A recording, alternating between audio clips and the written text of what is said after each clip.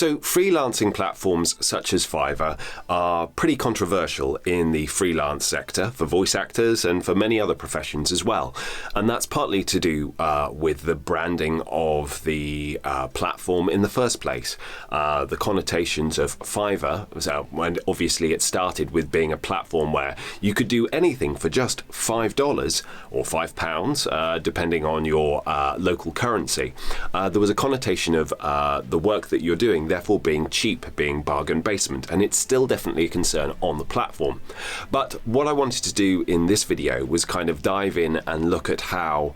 some of the things that working on Fiverr for me, especially when I started out, have been incredibly useful as things that I've learned to then apply into my direct marketing. Now, if you've watched this channel for any period of time, you'll know I'm very passionate about direct marketing and the reasons why. And that is because any clients that you have which are direct clients, you own that relationship. You're not beholden to any algorithm. So the risks of putting all of your eggs into one basket, whether or not that be a freelancing website such as Fiverr or Upwork, or whether or not that being a pay-to-play like Voice123 or even Badalgo or the dreaded Voices.com, is that if something happens to that platform, it's taken over or they change their algorithm or something, then without you having done anything, your income could be massively affected, and it might not be something that you can easily claim back. Obviously, with direct marketing, you're the one who's taking all of the responsibility. You're the one who is in control of everything that you're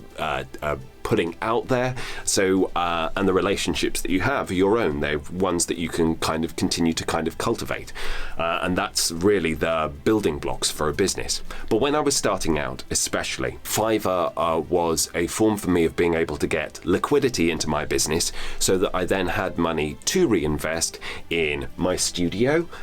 in my technical skills, and also in my performance and coaching. Being able to coach with the people that you want to coach with, who are actually going to add value to your business, to you as an individual, doesn't come cheap. And unless you already have accrued savings in the bank, or you're working part-time regularly enough and consistently enough, then it can be very, very difficult to find out other sources of income to be able to kind of fuel that development. So rather than getting into a whole argument about whether or not Fiverr is a good or a bad thing for voiceovers, I would, first of all, I wanted to acknowledge its role, certainly in starting out in my business. It is still a part of my business, and as someone who has earned over a quarter, almost $750,000 through that platform, it would be completely disingenuous of me to pretend that it's not been a factor in my development. But then what I wanted to do is, as I said, have an overview of some of the key lessons that Fiverr has taught me, so that I can be a much more effective direct marketer as a result, whether you yourself ever decide that Fiverr is a platform for you or not. In my personal experience, I say there are those very trusted people who do know how to work and train people into using the platform for voiceover work. There's the likes of Anthony Pica and Trevor O'Hare, who really specialize in that kind of subject, as well as branching out into more kind of direct marketing. I'm not going to advocate on that, because I think there are lots of slightly more arbitrary things that can determine your success or failure, and the degree of which you can be successful on these types of platforms. But I do want to look at those specific details that you can take from the platform and then apply to your own direct marketing business. So I think one of the first things that you can really take from Fiverr is that it places a real emphasis on the speed of your responses, almost to a fault really, in terms of like your response time will have an effect on where you rank in its system. And being able to respond quickly to clients, generally speaking, to your direct clients, is a huge kind of priority.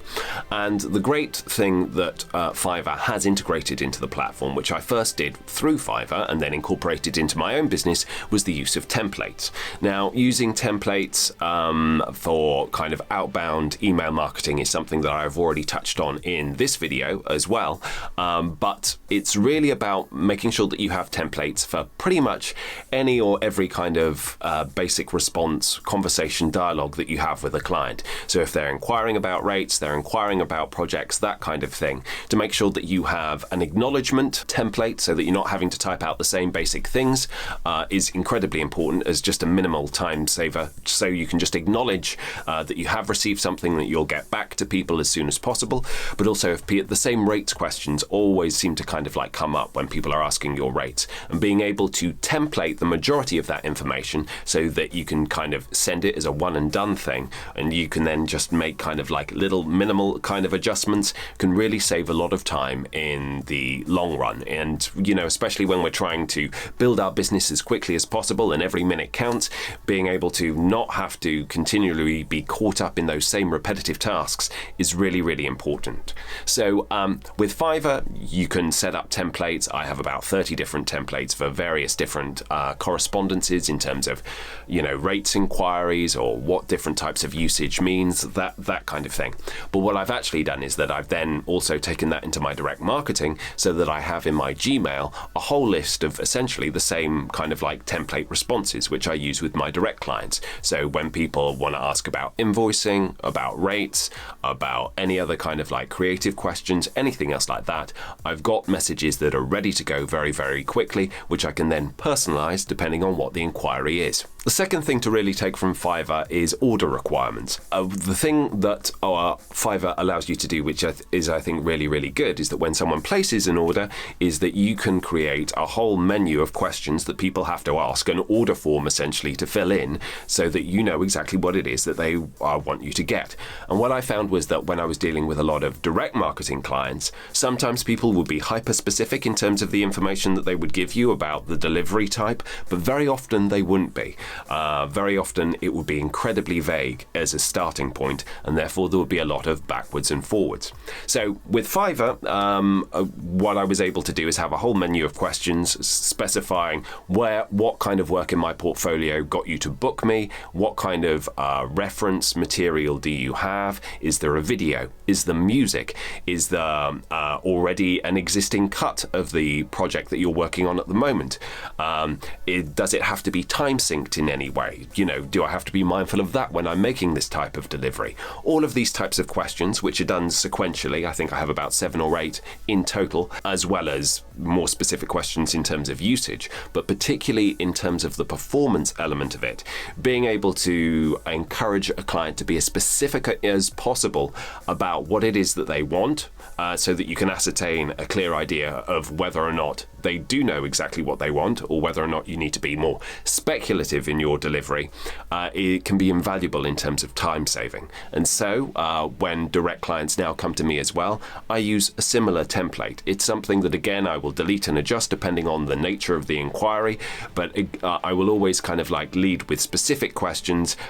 linking people back to various different aspects of my portfolio, so that I've got a very clear sense of what kind of read that they would like, and if there are any other kind of third-party materials that they might have, that they have an opportunity, the client has that opportunity to bring that to the table, rather than us only getting halfway through two or three takes into a process before them suddenly going, oh no, by the way, we do have the film, or oh, by the way, we do actually know the music that we're going to be using, which might have a huge influence on my vocal delivery in the first place. We want to make sure that we've got all of the information up front as soon as possible. The third aspect that I would really want to just kind of like flag up is transparency of rates. With quoting for direct voiceover work, you can explain things like your basic session fee or your basic studio fee and how you then apply it to usage, and you can link to various rate cards as well at the same time. But one of the benefits that a lot of people find as using Fiverr as a buyer is that all of the information is entirely upfront, or at least 99%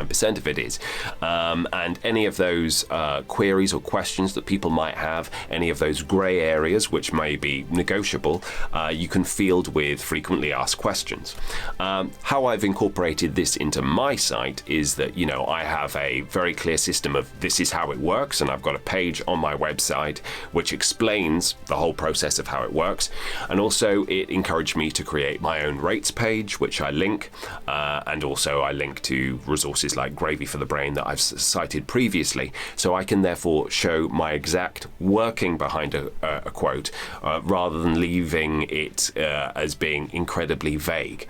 obviously there's always going to be some level of complexity, especially with commercial projects or gaming projects. With any kind of like project, as soon as you get into the whole usage discussion, we need to know as much information as possible in order to be able to come up with the exact figures. With something like Fiverr, the onus is on the client to be able to provide all of that up front. But even then, you can incorporate questions to make sure that you've ascertained that they are paying the right amount of usage. And similarly, this is a whole process that I have now incorporated into my direct marketing as well, so that there aren't any kind of questions further down the line about why is this project suddenly appearing here, etc, etc, etc. Another thing that I really wanted to kind of point out was the importance of branding. And we all kind of sort of understand this in that we want to try and be able to kind of like stand out. But when it's put in the context of Fiverr's marketplace, where there are literally thousands of people selling pretty much the same thing, it's only then that you can really understand the importance of branding. And for me, I made a decision very early on that I wanted to be completely transparent about who I was and what I was offering. And so therefore, part of my business has always been that the rates that I charge on Fiverr are the same as the rates that I charge in direct marketing, so that there's no awkward moments there of feelings of people getting cheated or anything else like that. But in terms of the actual branding itself, in order to stand out, I found that already having a very clear brand, showing my identity, showing what it is that I offer, showing what my unique selling point, and again I've referenced that in my video, is in terms of a value proposition. Having something like that on Fiverr immediately steps it up. You can see, you know, the difference between those people who have slightly more amateurish setups or gig profiles on Fiverr and those people who are more professional. Similarly, you just need to apply these exact same concepts to your website. Yes, anybody can put together a website which is just a landing page which has your demos on it and not much else. But in terms of really what's going to prompt people to engage with your work, to become invested, to have a real confidence in what you're selling, the skills that you're offering, all of your different capabilities and that kind of thing, being able to have a clear idea of your branding, knowing front and center how to select portfolio pieces is also a really important thing. For Fiverr, you can flick through and go through all of these different kind of portfolio options, and you've then got to, you have like a minute long or 70-second long kind of window to create a video which sells your voiceover as well. And I think that's a kind of opportunity which is very often missed by a lot of people who just do direct marketing. They just let their demos do the work, and although the demos should always be a priority, being able to build your portfolio so that you have a visual representation of your voiceover skills, previous work that you've done, or even stuff that you haven't done but that you can mock up using stock footage or whatever, so that it gives a real clear idea of what your voiceover offering looks like in a finished product that they can actually see as well as hear, is incredibly important, and something that I imported into my direct marketing and my website profile as soon as possible. Another aspect where Fiverr was actually really useful for me was in terms of how to work on upselling and how to work on negotiables. So with Fiverr, you have a very low kind of like base rate, because it could be any kind of project. It might be an e-learning project, it might be telephone prompts, so the kind of the lowest kind of like rung of voiceover work that you'd be charging for, and then you add things on top. And every single thing, every single aspect which we might normally include in our basic session fee, so whether or not that's live recording, whether or not that's video editing, whether or not that's time syncing, which normally that we would incorporate into an hour of our studio time, are things that you have the opportunity to upsell on Fiverr. So people can have like the basic package deal, and then separate from the whole usage thing, which is a whole other, you know, conversation to be had, but separate from that, there are all these different component parts, you know, mixing and mastering, editing with music, even like low-level video production, this type of stuff. And on Fiverr, in order to be able to kind of like build those order prices up very quickly, it's all about those add-ons. So being mindful of how you could maybe apply that, what does your basic session fee, your basic studio fee actually incorporate with your direct marketing clients is a very important question. It might be even that it works in a kind of converse way. So there are set delivery times on Fiverr. You can set it, could be 7 days, could be 5 days, could be 3 days, could be 1 day, etc. But people will often pay for express delivery, for it to be delivered within 24 hours or within 3 hours, that kind of thing. Whereas with a lot of direct marketing, normally the default is just we'll get it to you as soon as possible, hopefully within 24 hours, maybe even less. So being able to either incorporate express fees or charging extra for expediency could be an option to you. Or conversely, the other way around it is that if you have got a client who's a direct marketing client whose budget is a bit lower, see if there are any other opportunities where you can find a middle ground. So for example, if they're willing to accept audio that hasn't been fully edited or mastered in any kind of way, or maybe their delivery doesn't need to be, within 24 hours. Maybe you could do it over the course of a week whenever you have some free time, and that could justify 10% reduction in a fee, depending on the client and depending on how busy you are. The last thing I really just wanted to touch on with Fiverr was, ironically, how it taught me how to move up the tree in terms of the clients that you deal with, and how to basically let go of those cheaper clients when starting out. Especially when I started out just doing direct marketing on my own. I set my BSF fee. I think I started at £150 or £175, and then very quickly moved up. But then I reached a point where I was uncertain and I was nervous about moving that BSF up further because of the clients that I would necessarily lose. It was actually through Fiverr, first and foremost, because it has a lot more different things to tweak than just your BSF.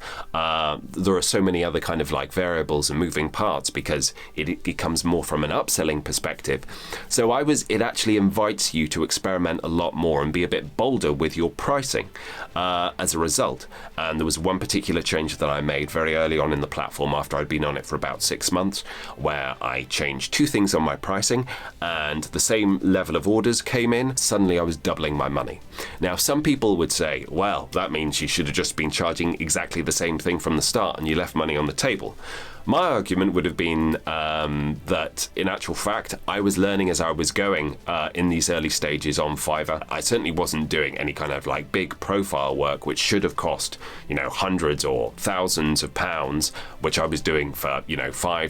£5 or £10 or anything ridiculous like that. I was probably undercharging to a degree, but not a massive degree. But then I was able to adapt my rates very, very quickly, market, tweak, adjust them, and see what the market could actually take. And I think this is a very important lesson that we have to bear in mind when we are actually moving our BSF fee up, when we're dealing with direct clients. Getting used to the fact that there are going to be clients at the bottom rung that we are going to let go of, and that being part of the growing pains. Knowing and having confidence in yourself and your offering and your portfolio as your skills get better, and as your sound quality gets better, as your customer service gets better, as your speed of execution gets better, and all of those kind of things, that you can actually mark that and show that value in the initial prices that you charge as a result. Okay, so hopefully I've provided you with a bit of an insight about my approach to the platform and the things that I've been able to really take from it and make my own in my direct marketing exploits. I hope that you found this useful. If you have any other kind of questions about the platform or anything that I've touched on in this video, then please do comment below. Please do like, subscribe, spread the word about the channel, and I look forward to seeing you next time.